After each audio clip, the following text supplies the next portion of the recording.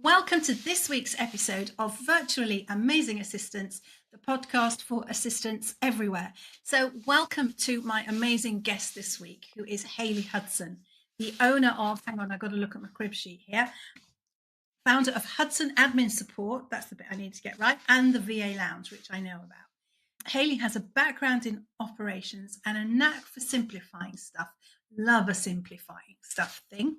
And she helps business owners and virtual assistants succeed through getting their processes and getting their stuff under control. So just because you're a VA and you manage other people, sometimes you need to learn to manage yourself. I know I learned that in business over the years. And she's great at process automation. Now, Hayley is particularly passionate about the VA Lounge, and we're going to talk about that in a bit more detail. So, Hayley, what have I missed? Because I garbled that a bit.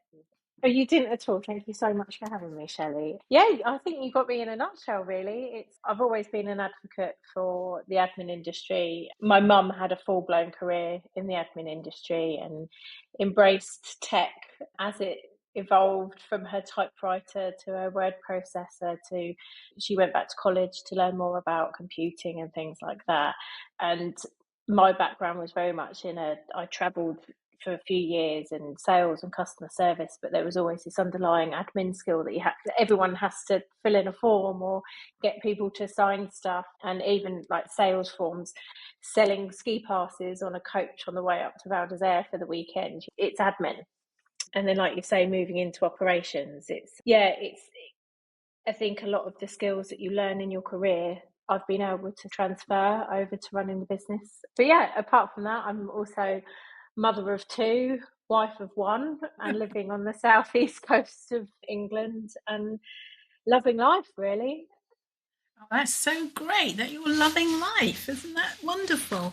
So, I mean, we all understand about being a VA. Nobody that listens to this podcast will not know what a VA is, although there are so many different kinds of assistants out there that you can't put them in one box really and stick a label on them because everyone is different. Some people may work with just one or two businesses, and some people may work with 10, 20, or a team, or they may be solo. So it's all different. Do you have a team, Hayley? I wasn't sure about I that. do. I have a very small team. We won VA of the year with a small team for 2024 at the VA Awards, and it's a very small team. It's a hand-picked team. We're transitioning what we do in the business at the moment to a lot of the team are actually now supporting with the VA Lounge side of the business rather than associating with client work and stuff, depending on the projects that we've got on at the time. But yeah, it took a good while to find the right team and the right people, but it's very much about surrounding yourself with the right people in the right environment and we say about finding your tribe. And that's how I found the team. A lot of them are ex EAs that have started their own business. And yeah, I think there's over the years, 5 years in now, and I think over the years there's been more and more EAs and PAs leaving employment and starting up their business. And I think, like you said, it about a lot of people knowing what a VA is, but first and foremost, a VA is a business owner, and they offer virtual assistance to other business owners or corporates and things. And I think it's very much changed over the years. But the reason why I started building my team was I needed help. I needed support, but it was also because I know where my talents lie. And I also know that there are a lot of people that can do stuff better than I can. And I also know what I like to do with regards to, I hate the word niche, but niching is so important to figure out.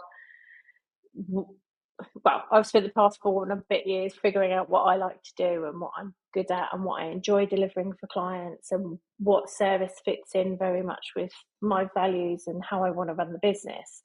So I haven't rushed to niche or anything. I've literally just tested all the stuff that I possibly can and then finally settled. And I think when you niche down to something as a VA, if you haven't got a community or associates, or if you want to do referral fees, or like I do quite a lot of the time, just go speak to so-and-so and sort of just pass them on to someone else. It's so important to have those trusted people within your network. when you go, actually, that's really lovely that you want to work with me, but I'm at capacity, or your budget's not there, or I don't want to deliver that service, if you can speak to so-and-so. So it was very much building the team. I didn't want to leave money on the table. It was coming, but I also wanted to continue to support the people within my network that were coming to me for help, and to help build their business, to actually pass them on to someone else that would do a better job than I can. So what is it that you particularly enjoy delivering? I'm intrigued now. I am quite happy sitting in active campaign and building email sales, marketing, nurturing sequences. I'm very much into automation and processes and streamlining, like you said about operations side of things. I loved working in logistics. I loved figuring out, right, containers coming into the port, they've got fresh fruit in them, they need to be into the cooling stations and stuff, and it's literally getting stuff from A to B. And I think embedded in all assistance is that logic behind how we're going to make the magic happen, and how we're going to get that executive on a flight to Dubai when they need a visa within 2 days and stuff. And I think it's an operations and a logistics mind really helps with anything that we do.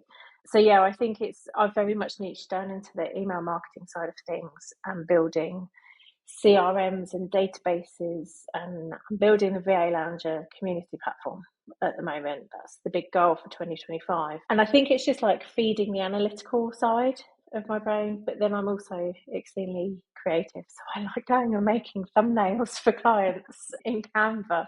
And it's lovely to have a choice and be in the position now where I've managed to find the right people to work with in the right environments, delivering the services that I love, and actually seeing the impact that I'm making on their businesses as well. That's fantastic. It's great when you can see those results. It just makes me think. I've recently worked with a client in the States, a couple, a girl. She was the senior vice president. They like their titles over there. Senior vice president of a big fast food chain, and her EA. And when they came to me, she had 47,000 emails sitting in her inbox. And she was feeling completely overwhelmed. And her EA was saying, I don't know how to deal with this. This is just too much. And they dealt with all what they call vendors, I suppose we would call them suppliers, that were approaching her all the time. And most of the emails from these suppliers, she needed to know about them, but she didn't need to do anything with them. So the first thing we did was we shifted all the 47,000 emails out of her inbox into a folder called old emails. So then she went, oh, and then we set up a whole bunch of rules so that the emails that ended up in the inbox were only the ones they really needed to see. And when I spoke to them afterwards, I spoke to the EA, and she said, it's so much calmer. I can't tell you. I think inbox, I think people don't, when you start the business and you create those email addresses, I think people miss a trick with regards to setting it up properly, with regards to rules. And once that email address is out there in the ether of the internet, there's no going back. And I think trying to claw it back and taming it takes so much time. Current client, she had her direct email address on the website, and one of the first things we did was like, right, we changed that just to admin. And it's calmed her inbox down, made mine a bit crazier, but it's just sifting through things. And with regards to how people email now, and also the tougher rules that Yahoo and Google have brought out last year with regards to deliverability, and everyone else will follow, because if Yahoo and Google are doing it, then everyone else is going to follow. And I think there's so many, you're not just checking your inbox anymore, you have to check your spam. You have to check spam, because there are quality emails still hitting the spam box because of these new rules and the lack of understanding and education that's out there with regards to that. I think email is still a very important form of communication. I think everyone, I can give you an example of this in a minute. I think we rely on email a little bit too much. If it's urgent or if it needs to be happening in the next hour, you pick up the phone. Pick up the phone. You pick up the phone, and it's any changes, just put a human voice on the end of it and communicate. And I think that is one of the biggest things that's lacking. I had an email over the weekend about my eldest daughter's work shift, and they emailed me to say it was cancelled, which is fine, but it was 40 minutes before she was supposed to be there, and they That's not emailed. fair. Yeah, okay. You might not It's have 20 seen past. it. Yeah, it's 20 past 7 on a Sunday morning, so I appreciated the phone not going off. However, I was up because I needed to take her. But it's even that. I think the virtual world is great, and comms on the internet is great. But the soft skills, phoning, communication, in person, face to face, but especially that telephone, because none of us, as elders, should we say, don't mind picking up the phone and phoning people, but maybe a little bit younger, there's a fear of picking up the phone because they haven't had to do it, because they FaceTime everyone or they text everyone, or is it Snapchat? I don't know. I'm old. WhatsApp, Messenger. It WhatsApp, really yeah. doesn't matter. There's a million different ways to communicate now. And that's one of the challenges, isn't it, when you're running the business, especially if you're assisting different people. I think if you're in an employed position, then the company or the organization will have its method of communication, and everybody will use email or Teams or Slack or whatever it might be within that company. That's how it works.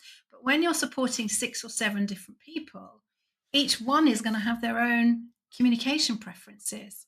And that can get quite difficult to manage, I think. And I know, I've said it on other episodes, just working with my own VA, Zeta. At one point, this is about 2-3 years ago now, I said, right, we're going to do all our communication in Teams, because I couldn't remember when I asked her to do something. Did I send it by email? Was it in Facebook Messenger? Was it a WhatsApp message? And she couldn't remember either. And it wasn't fair to either of us. So I decided, being the client and the business owner and the Teams expert, that we would just use Teams. And it's great. And now the only emails I get from her are her invoice, Christmas and Easter off hours, or if she's going to go on holiday, or if there's something like that going on. So, and it's just one less thing to think about. And we have our method of communicating within Teams, because that can get busy as well. I mean, it's not the answer to everybody's prayers. But I think it's the trail that's there, and it's one source of truth, isn't it? I'm just going to take my earring off, sorry, because it's really annoying me with my headphones as well. A bit jingly in my head. I think project management, Teams, Airtable, Asana, whatever you use, I think one source of truth where everything is. Someone that I work with on the daily Hayley service, I normally send them a morning email, okay, just to do a summary of their inbox, and they'll reply, and we might send another message at lunchtime or something via email. Everything else, every update on every single task, is done on Airtable, in the comments, in the notes. Things are updated, because the amount of time that you spend going from one thing to another or searching something, and especially if you work in different time zones, or someone's traveling, or actually even, and going back to like part-time assistance in employment, I used to work part-time when the kids were younger, when I was employed, and you're not in every day. Or if you're working from home or you've got set hours, I think project management systems, if someone's working and flexible working now, if someone's working and they're working 5 till 9 in the evening, they can update that all, and it's ready for the following person the following day. And I don't care when people work, as long as the job gets done, it doesn't bother me.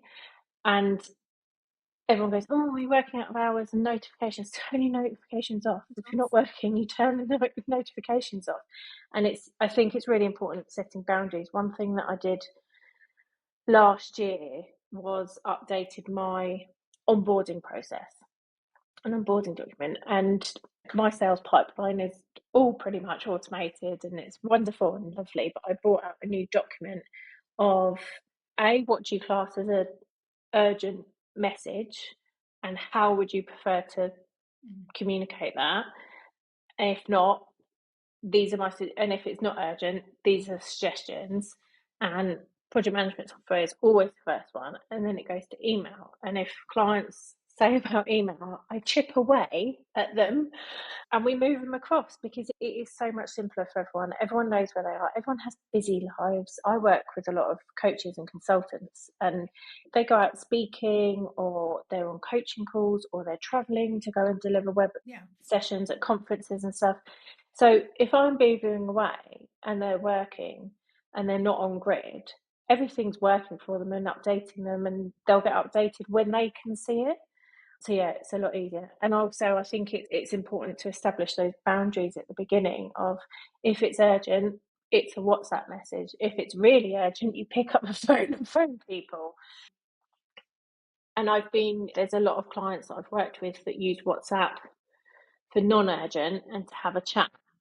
And it's nipping that a little bit in the bud, especially if you're a VA, because when a client then goes, oh, how come we've run out of hours, or this, it's like, well, actually, because you're chatting to me about WhatsApp. And I think a lot of us as assistants, we do such a personable service, and because we care, and a lot of the time we are the sounding board for business ideas, for everything really.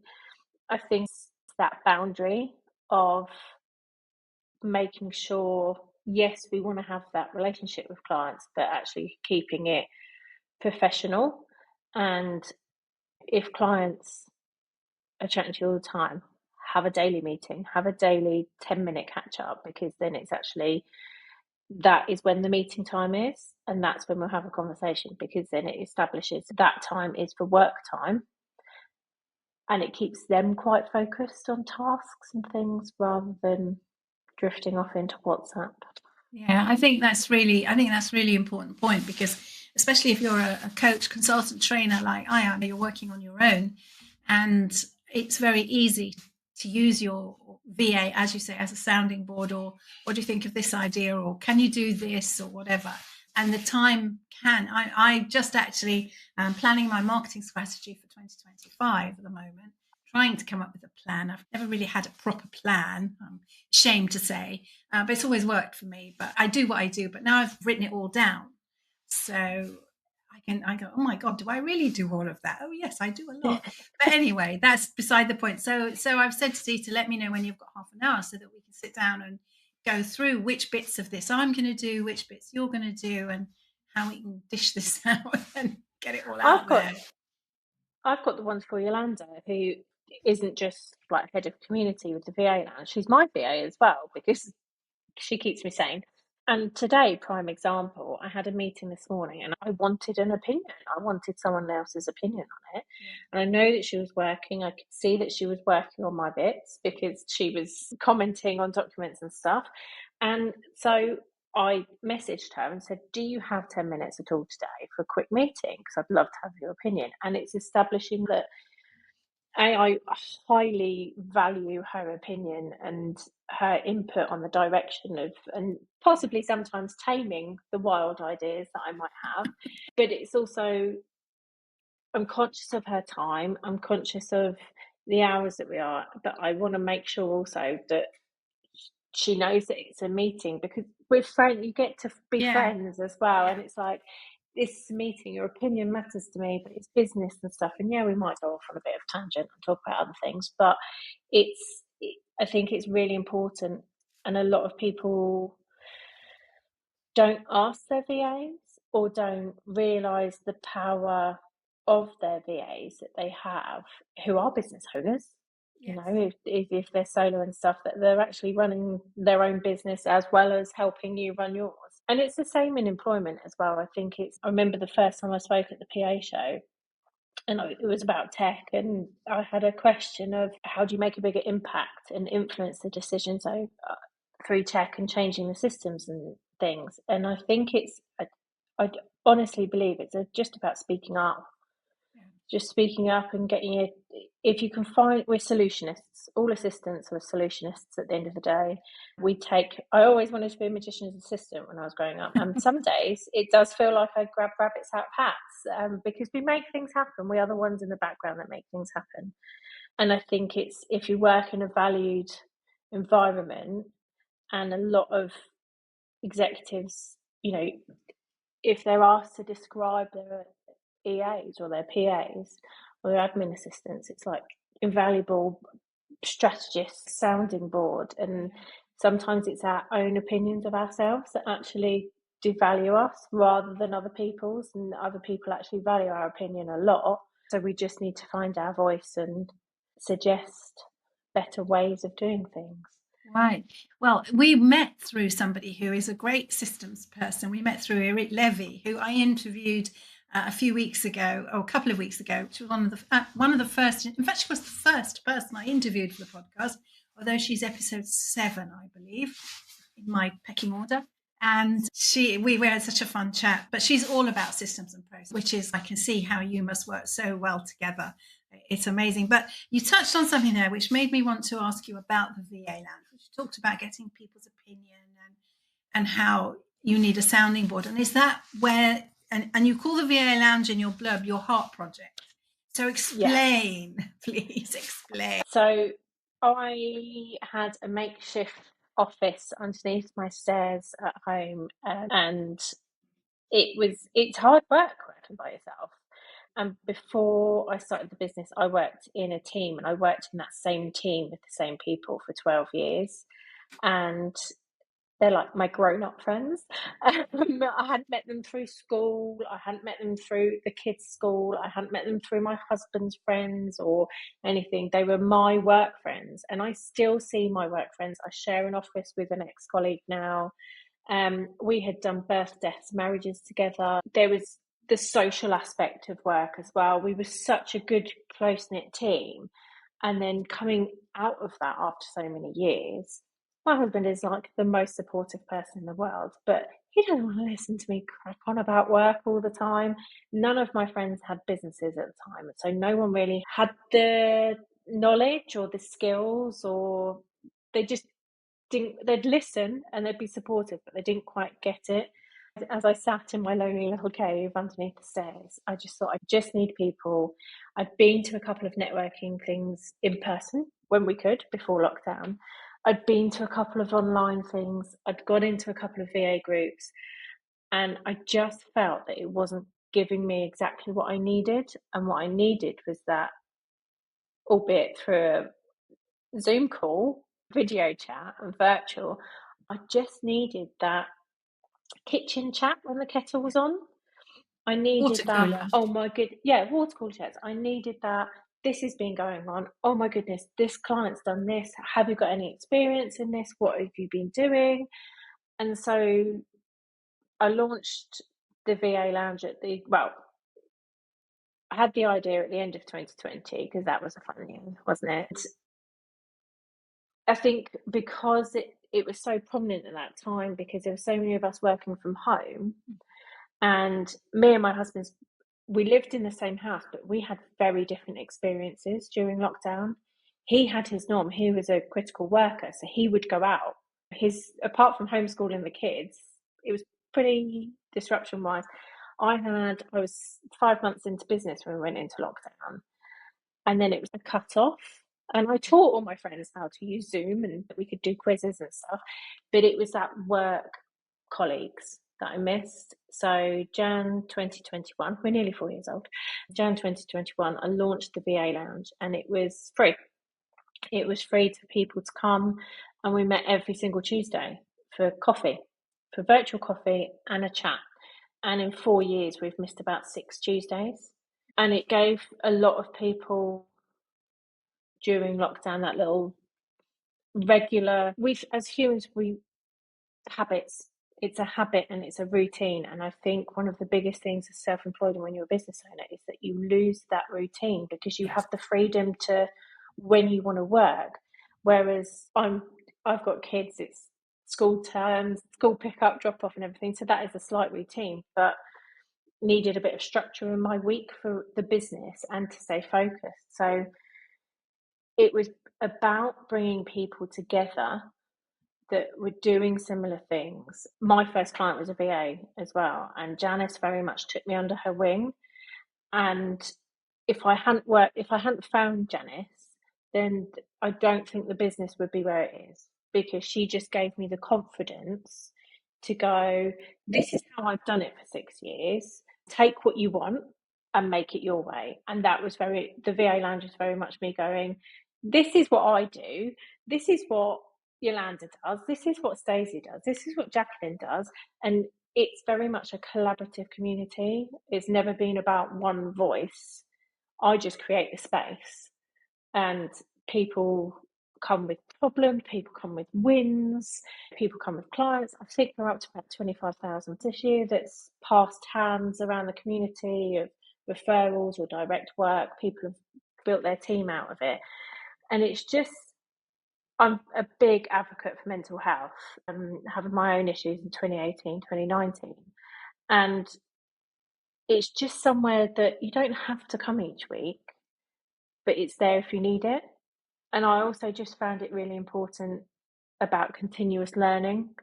And I just wanted to make sure, I mean, I've only been in the industry for 5 years, in the VA industry for 5 years, but it's changed so much. And the admin industry has changed hugely. You've seen this because you are Microsoft guru of them all.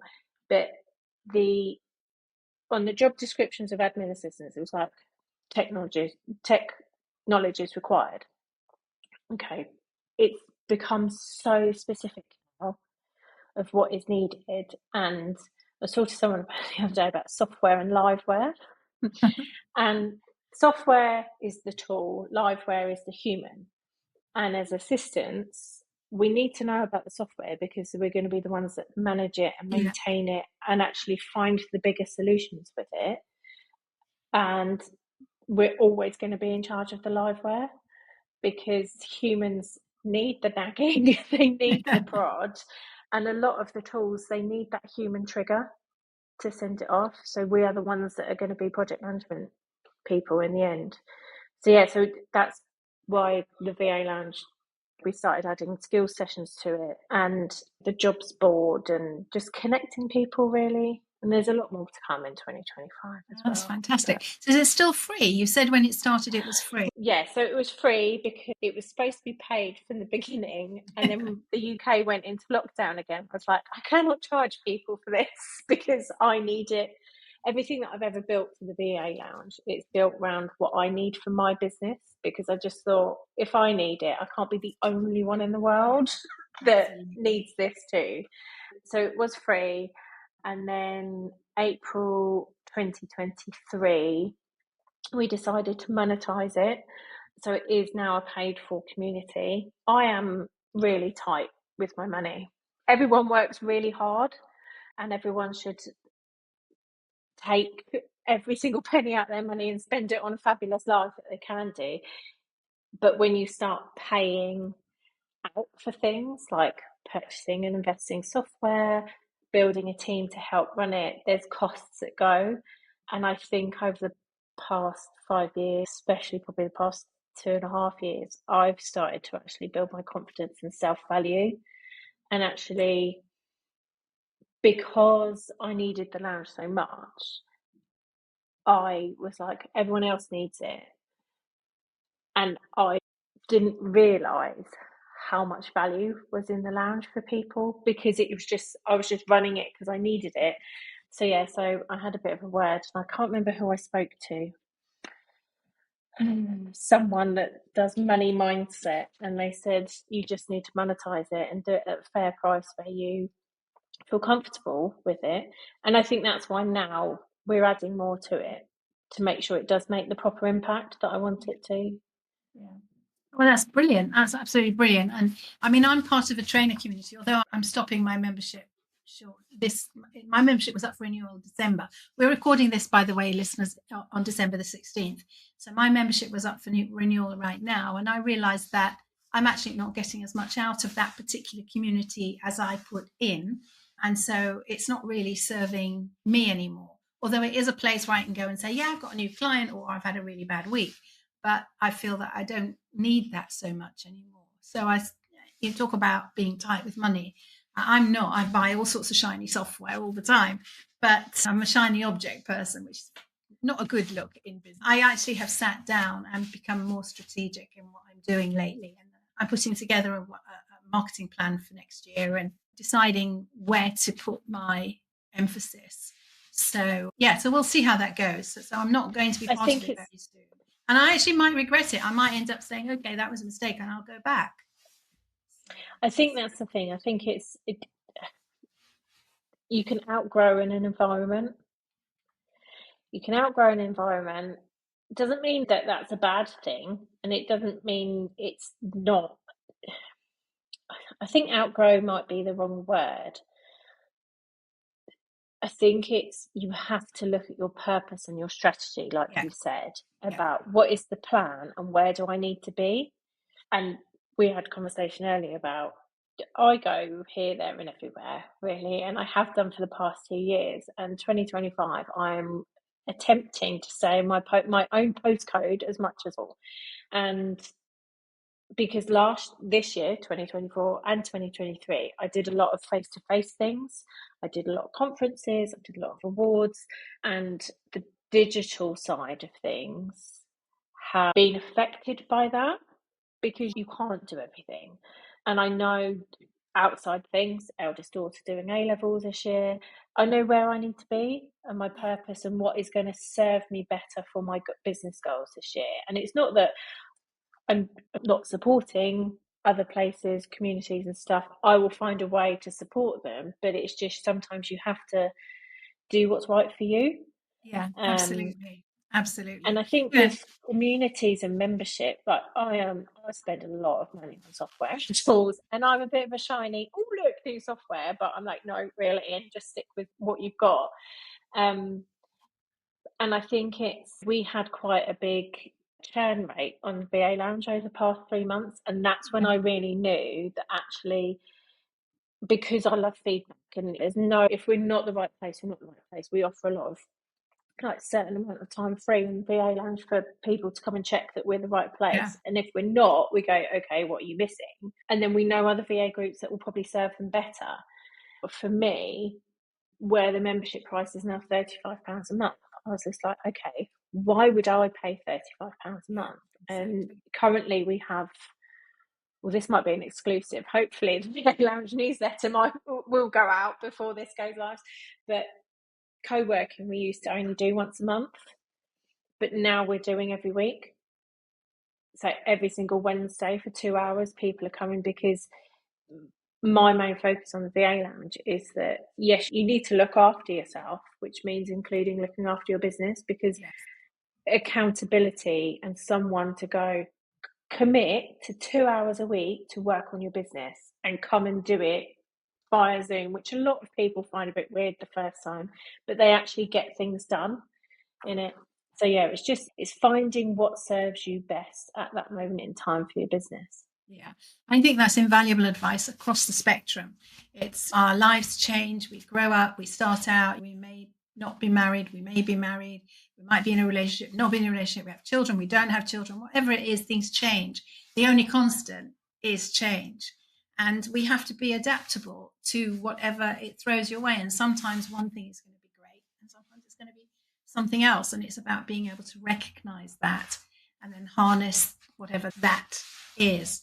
And it's great. I've been talking to lots of people who run communities, obviously VA communities, and each community is different because the person who set it up, the person who runs it is different, and their vision for it is different.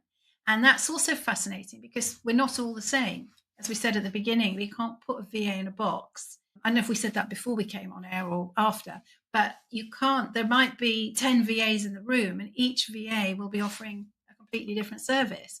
And put 10 PAs in a room, and they may all be doing diary management, but they will have a completely different executive or boss to do it for, with a different method and a different need and a different whatever. So you can't label people, or you can broadly say, well, okay, they're diary management people and they're this, but you can't say that one community is going to be one size fits all. So I think that's really good. I mean, I did toy with starting up a community alongside my online courses. But then I thought, okay, so what extra am I going to offer people to make them pay the whatever it is a month? Once me showing up once a week, once a month for an Ask Me Anything, is that enough? And I decided that I didn't want to do it. And that was it. I helped a client set up their community a couple of years ago, and it's thriving and it's amazing. But I think people really underestimate how much, not just work it is, but responsibility as well. And I got asked down at the VA conference in 2023 because we sponsored the Work for Drinks. Amanda very lovely said, "Oh, come and exhibit during the day as well." And someone said, "So what's the difference between your community and Amanda's community?" I said, "Amanda will kick you up the bum and make sure people get things done." I said, "I'll give you a hug." And I think it's very much about everything in business is just about finding the right environment. I know full well if I wanted to have a VA mentor, Amanda would be 100% where I would go for it. And I offer a few of the members mentoring calls and we have conversations and things. But for me, it's always about you having to find your own way. You can listen. And that's the same with anything, like parenting, especially. There's so many books on parenting, but your child has never been born before. You've never parented this human being before, and it's your business is, I don't want to say your business is your baby, but if you've got to learn to be a business owner as a VA, and you've got to learn where your right environments are, and that's the same as in a career as well. When we first start out, I mean, I know for well there's a lot of environments corporate wise that I will never want to go into, and the people in the companies that I don't want to work with. But I also know exactly what type of companies and what kind of type of directors and people that I want to surround myself with. I've worked very much on the past 5 years of trying to make work a variable. But what I mean by that is that we only have one life. And yes, I love what I do. I love, love, love what I do work-wise. But I also love walking and seeing my family and friends. And whatever we do to bring that money in to support the rest of our life, if that is not bringing us joy, then we have a choice to change that. Yeah. And we are the only ones that can do that. If you're in a toxic work environment, employed wise, speak up, be proactive, change. And I don't come from we're very stable. We don't have a lot of excess money in our house, excess income. We budget, it's very controlled, our budget in our house, but we don't spend over our means because actually material stuff to me, I'd prefer to take the kids on an experience rather than buy them a new bike or something. And I think money, we can all get a bit obsessed with money. Yeah. And it's this fear of this is how much we need to live on. And yes, money is a huge thing, but actually your mental health is worth more. And I think we undervalue our own time quite a bit.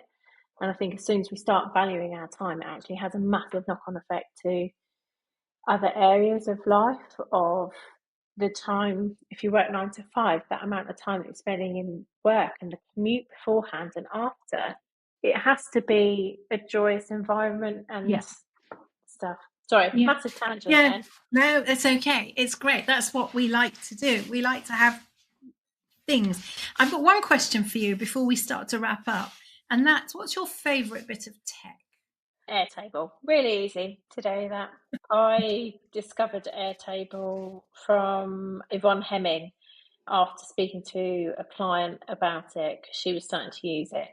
And actually that same client introduced me to Active Campaign, which I'm obsessed with. But I think Airtable is by far the easiest piece of tech that anyone can learn. And it's got such a good community that sits behind it, and people helping, and people will post stuff on LinkedIn for a solution or something that they've done. It's like, wow. And they'll give you how to do it as well. And it's brilliant. It's fantastic. Okay, well, that's really good. I shall be going off. I mean, I dabbled with it for a little while, but I didn't really need it at the time. And I did that thing of, do I really want to spend all day today playing around in Airtable, which I'll probably enjoy? very much, but it's not going to get me anywhere at the moment. So I bowed out. But I think I That's might very go and reserved of you, Shelley. it was That's very reserved because getting a new piece of tech, my immediate reaction is, oh, I've got to see how this works. I've got to break it. I've got to figure out all the ins and outs, which I'm doing with the new Outlook at the moment. And actually, it is once they completely finish it, which will probably be another year, but they're starting to push people towards it. They're not going to push everybody completely to April 6, but it's actually quite amazing some of the things that you can do now. And I've completely switched over to it, which is because I switched it on early and then switched it off again, like many people did, because it wasn't fully baked. But now it's, yes, there's a couple of things I wish it did better or like the classic Outlook, but mainly, actually, I think it's pretty awesome.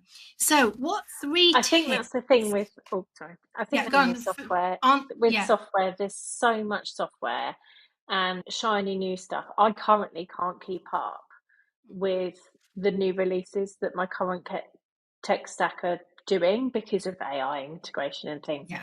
And I think like all the inner magpies of us of like, oh, shiny new, let's go look at this. I think if you have a tool that you love using and it does its job and you're happy with it, then actually just focus on that tool, because I get weekly emails from things of, oh, we're adding this, we're adding this, we're adding this. And so actually finding the time to actually continuously learn that platform, that's the key, rather than getting distracted by everything. And as tech lovers, it's very easy to go off down that route of let's go see what it can do, because it might be better than what I've got. But it often isn't, because often what you've got does what it needs to do. And that's why you're still using it 20 years down the line, for me anyway. So have you got 3 tips to round up? 3 tips for our listeners about life, business, or anything? Continuous learning is probably the most important thing, especially as we're entering the era of tech. I think getting either HR involved or when you're doing your appraisals and things, and as a business owner, as a VA, having that time once a month of, this month that's what I'm going to learn for that piece of software, or this month I'm going to go, and if you want to go and specialize in GDPR, I'm going to go and specialize in that, or I'm going to go and invest in this webinar and things. So yeah, continuous learning I think is so important for everyone. Finding the right environment for you, if that be networking, clients, I think the right environment will have such a huge impact on every single thing that you do. And like going back to my school education, I know for a while that if I had a secondary school like my daughter's gone to, I would have probably done so much better at school if I had that environment rather than the one that I was in. And I've learned more in the past 5 years, educationally wise, with regards to tech and specialising and stuff than I ever did in a school environment, because I've been able to choose the environment where I learn in. And also just about valuing yourself, and checking in. I have a bit of a MOT normally at this time of the year, but I try and do it every 3 months rather than every year now, just checking that I'm okay, the business is where it should be, redefining goals if it's not right or different path, or I've gone on a bit of a tangent, and just checking, especially with the people that you're working with, if it be with your team or with clients especially, because no one ever knows what people are like until you start working with them. So, and I think it's really just checking in on yourself that you are actually okay, because it goes back to the whole work being a variable, because if you're not okay in the workplace, then actually that's going to have a huge effect on other areas of your life. Hayley, those are phenomenal, fantastic tips, and I've really enjoyed this episode. This is our longest to date, but I don't think it's going to turn anybody off, because I've thoroughly had a good time chatting with you, and I knew it would be like this before we got on there. So I'm just going to say thank you so much for joining me today. I know we're recording the episode in December, as I mentioned earlier, and it's not going to go out probably till either April or May, which is very bizarre. And I'm so blessed that so many wonderful people wanted to come and chat with me on virtually amazing assistants. So I've had to schedule everything. So my process is getting everything scheduled and done, which is amazing. So Hayley, thank you once again for coming. Thank you, Shelley.